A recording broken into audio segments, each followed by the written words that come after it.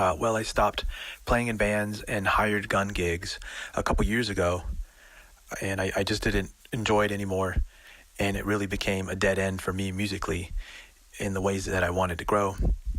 The only music that I'm working on now and for over the past 2 years is my solo project, Cyclop, but I'd love to collaborate with another keyboardist, synth player, that would be way more fun.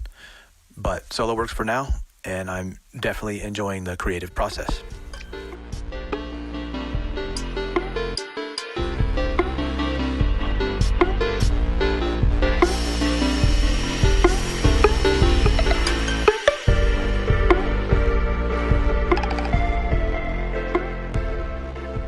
Actually, no, I haven't, but the biggest difference that I can recall for regular trigs was the sheer simplicity of them and their modules, and 2 zones per trigger, per drum, at maximum, and versus 10 zones with Sunhouse that you can blend per drum, from simple to as complex as you could imagine. And of course, the software that comes with Sensory is very enticing as well.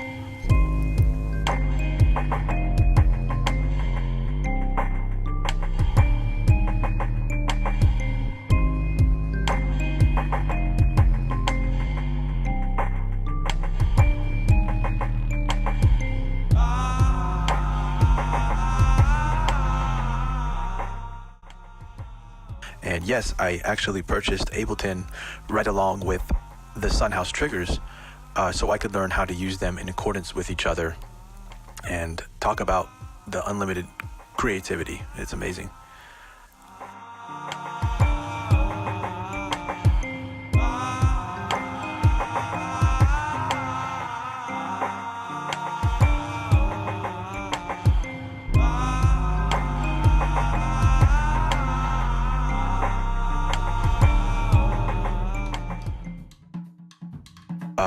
The muscle memory and the techniques of playing acoustic drums are still very similar for my trigger setup, but mentally and you could say soulfully, it's a pretty drastic change.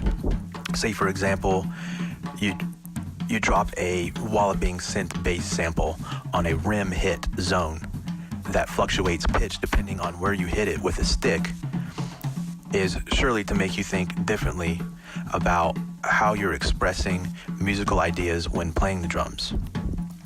It feels almost like I'm conducting an entire group of instruments that I've designed, and I really enjoy having that bird's eye perspective too.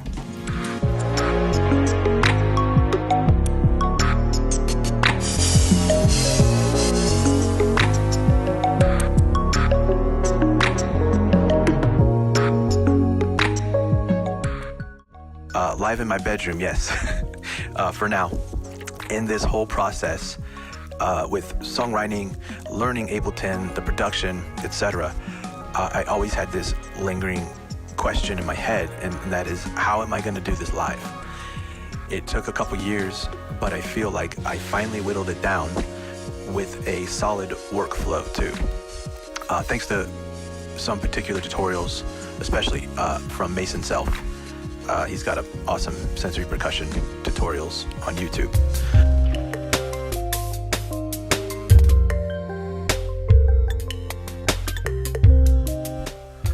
So currently, I have Ableton working mainly as a MIDI continuous controller, control change, sent through the IAC driver on a Mac to sensory percussion, so Ableton to sensory percussion.